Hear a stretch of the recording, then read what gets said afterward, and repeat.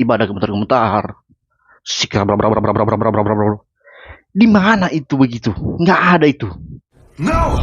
Through the laws of the Pope and the doctrines of men, the consciences of the faithful have been miserably vexed and plagued. Will you recant or will you not?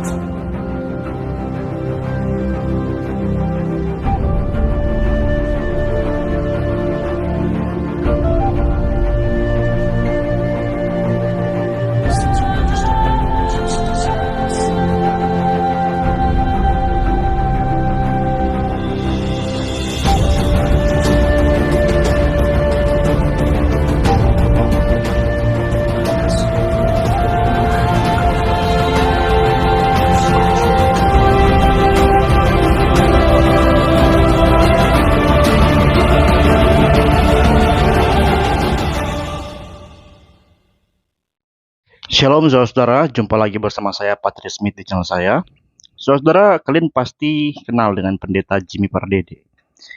Semenjak tahun 2022 kalau nggak salah, saya sering mengutip khotbahnya untuk saya bagikan kepada saudara-saudara karena saya satu kali menonton video khotbahnya dan begitu merasa sangat diberkati oleh firman yang dibagikan ya. Karena ketika menyampaikan firman, Pak Jimmy itu bukan hanya sekedar mampu untuk mengeksposisi bagian kitab suci, tapi mampu untuk mendalaminya dengan teologi yang reform, yang benar gitu, yang sesuai dengan firman Tuhan. Dan saya selalu membagikan video-video beliau. Nah memang karena channel saya ini saya bangun dalam rangka salah satunya adalah untuk mencerdaskan kehidupan orang Kristen dari praktek-praktek dan ajaran yang tidak alkitabiah, maka tentu banyak sekali praktek-praktek tertentu yang kebetulan banyak dilakukan oleh orang-orang karismatik ya, oleh gereja karismatik di dalam dunia kekristenan. Sehingga ya seringkali saya mengutip bagian khotbah yang memang dari para hamba Tuhan yang saya tahu kompeten, yang berbicara mengenai kritik atau bantahan terhadap banyak praktek teologi yang menyimpang ini yang kebetulan banyak terjadi di kalangan karismatik. Nah, salah satunya Pak Jimmy itu banyak sekali khotbahnya bagian tentang dia mengkritisi praktik-praktik seperti itu, yang keliru itu saya kutip. Sehingga terkesan Pak Jimmy itu cenderung membuat khotbah atau berkhotbah membahas juga mengenai, tapi sebenarnya kalau teman-teman menonton selalu ikuti Pak Jimmy dalam khotbah-khotbahnya, itu tidak selalu kok dia itu membawa atau berkhotbah dan selalu sindir karismatik. Cuman memang ya karena saya dalam channel saya khususnya ya sering mengkutip dia, sehingga terkesan kasihan beliau itu sering menyerang karismatik, padahal sebenarnya bukan karismatiknya yang diserang, tapi praktik-praktik tertentu. Saya punya video ya di sini kalau nggak salah, yang menunjukkan Pak Jimmy ini sangat berteman, bersahabat dengan karismatik. Dan dia mengakui bahwa banyak temannya dari karismatik. Bukan karismatiknya yang dikritisi sebenarnya, tapi praktik-praktik tertentu yang memang tidak dapat dipertanggungjawabkan bahkan oleh para teolog karismatik itu sendiri. Seperti ibadah gemetar-gemetar, bahasa roh raba-raba. Coba siapa yang bisa membuktikan itu secara Alkitab? Nggak bisa, ya. Nah, tapi kemudian yang lucunya ada seorang, saya tahu dia ini pendeta ya, Pak Junifrius Gultom II. Beliau mengupload sebuah status yang menurut saya perlu saya bahas di channel saya ya. Dia membuat sebuah status yang menurut saya nggak pantas lah untuk dikalimatkan oleh seorang pendeta, apalagi seorang doktor, karena saya tahu beliaunya adalah seorang doktor. Begini statusnya, pendeta GRII bernama Jimmy Pardede 11-12 dengan Stephen Tong, yang kalau khotbah syawatnya, wow, nggak bagus banget ya. Syawatnya nggak terpuaskan kalau nggak tembak-tembak orang Pentakosta. Nah, di mana ada statement menembak orang Pentakosta? Nggak ada. Yang ditembak adalah ajaran, praktek yang kebetulan banyak terjadi di gereja-gereja Pentakosta. Paham ya? Kemudian, apa saja yang dibahas pasti lari-larinya nembak orang Pentakosta karismatik. Kayak Sumanto, apapun lauknya termasuk daging manusia, minumnya teh sosro. Ini menandakan pendeta Jimmy Pardede ini dalam dunia persilatan sabuk merah. Baru tahu sedikit, tangannya sudah gatal pukul-pukul orang. Mengapa demikian? Karena dia masih level untuk percaya bahwa istrinya cantik, perlu dan harus ada kebutuhan untuk mengatakan istri orang lain jelek.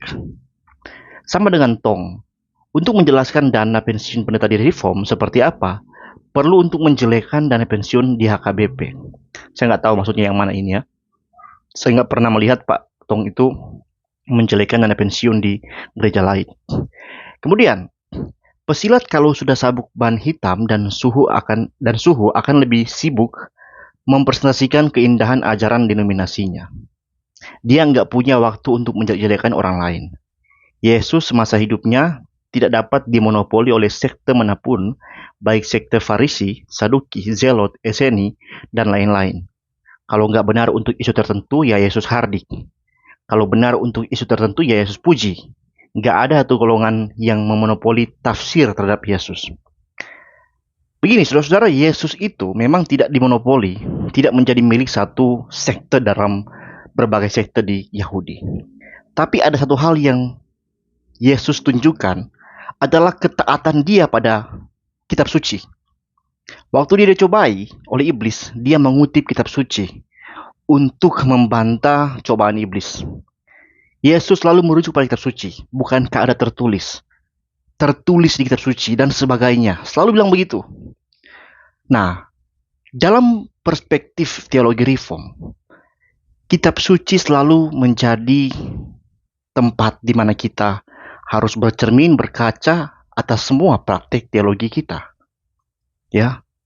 Nah, kalau misalnya dikritisi ada ajaran praktik yang ngakunya ini terjadi dalam dunia kekristenan dan dilihat gak ada dasarnya di kitab suci, itu patut dikritisi. Ya, ibadah gemetar-gemetar, sikap di mana itu begitu? Nggak ada itu. Nah, kalau itu dikritisi di masa sekarang, ya bukan karena benci organisasi atau aliran atau apalagi orang, tidak. Kita menyerang, menembak, membenci praktik yang salah, ajaran yang salah. Ajaran yang sesat memang harus dibenci. Ya, ada waktu untuk mengasihi, ada waktu untuk membenci. Benci siapa? Benci ajaran sesat. Benci praktik-praktik yang non-biblikal. Setuju ya teman-teman ya? Kemudian, saya nggak membayangkan nanti gimana perasaan si Jimmy ini kalau di surga dia bertemu malah banyak orang-orang Pentakosta karismatik. Ya amin, puji Tuhan ya. Tapi saya nggak percaya para pendeta-pendeta Pentakosta karismatik yang masih mengajarkan, mempraktikkan gemetar-gemetar, sikap raba akan ada di surga ya. Itu melawan firman Tuhan kok. Iman kepada Kristus itu buahnya selalu ketaatan pada firman. Kalau selama hidup sikap raba-raba gemetar, mana ada buah begitu? Nggak ada itu. Ya. Kemudian malah pendeta-pendeta reform yang sombong rohani itu nggak ada di surga pula. Jangan melampaui kedaulatan Allah lah ya. Nah, seringkali juga kita salah. Karena mengkritisi satu ajaran sesat, seseorang dicap sombong. Ini falasi banget gitu loh. Ad hominem juga. Tidak ada orang mengkritisi itu karena sombong. Tidak ada. Mengkritisi, menegur, membantah yang salah, itu karena cinta kasih. Kalau misalnya kamu itu sebagai seorang apoteker yang paham dunia obat-obatan, kamu berjalan dan kamu melihat di sebuah tempat ada orang yang sedang menjual kepada banyak orang sebuah obat yang mengandung bahan kimia yang berbahaya. Sebagai orang yang penuh cinta kasih atau sebagai orang normal, ya, sebagai orang normal, apakah kamu akan diam saja? Tidak. Orang normal pasti akan bilang, dia punya ilmu, dia tahu itu obat salah, dia harus bisa bicara. Itu obat salah. Di muka umum, tegur langsung. Itu obat yang keliru, gak boleh jual itu. Begitu. Kamu gak boleh mengatasnamakan saya rendah hati, gak tegur itu. Gak boleh. Kamu mengorbankan banyak jiwa yang akan memakan obat itu. Tapi kalau kamu orang normal dan punya hati nurani, punya moral yang baik, kamu harus tegur. Nah, pendeta-pendeta yang punya moral baik pasti dalam khotbahnya akan menegur dosa, akan menegur ajaran yang salah. Oke? Kalau pendeta-pendeta cuma pendeta-pendeta palsu ya, cuma suka cari aman, cuma suka makan duit persembahan, ya nggak mau mereka. Tapi begini, kalau bicara mengenai setiap khotbah menyinggung denominasi lain, itu paling banyak saya dengar dilakukan oleh oknum-oknum Pentakosta karismatik ya, oknum-oknum pendeta Pentakosta karismatik. Banyak sekali saya dengar. Setiap kali khotbah yang disinggung apa? Liturgi orang reform, ibadah nggak ada Roh Kudus, ya, nggak ada karunia kesembuhan, nggak ada ini itu, roh agamawi. Saya sering mendengar itu, ya. Itu gimana?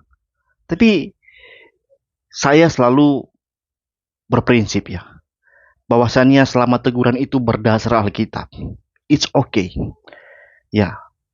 Cuma seringkali teguran seperti roh agamawi, ibadah nggak ada Roh Kudus, nggak ada karunia-karunia itu nggak berdasar Alkitab. Itu mereka membangun pemahaman yang salah mengenai karunia Roh Kudus, kemudian mengajar kepada jemaat, beginilah standar pengajaran yang benar tentang karunia Roh Kudus. Tapi kemudian mereka menjelek-jelekan gereja-gereja, komunitas atau aliran yang tidak mempraktikkan bentuk-bentuk karunia seperti yang mereka praktikkan, yang mereka tadinya bangun dengan pemahaman yang salah. Begitu. Nah, saya harap ya teman-teman, kita nggak akan lagi melihat ada status-status seperti ini yang dengan terang-terangan menyebut nama seseorang, tapi pukulannya itu nol besar semua, kosong semua, omong kosong semua. Nggak ada yang kena pada substansinya. Kalau memang, ya, kalau memang Pak, siapa ini Pak Junifrius Gultom ini adalah seorang hamba Tuhan dan plus seorang akademisi tingkat tinggi ya, doktor, harusnya dia apa yang dia keberatan dengan yang dikhotbahkan oleh Pak Jimmy, dia berikan draftnya apa? A, bahasa roh, B, ibadah gemetar-gemetar.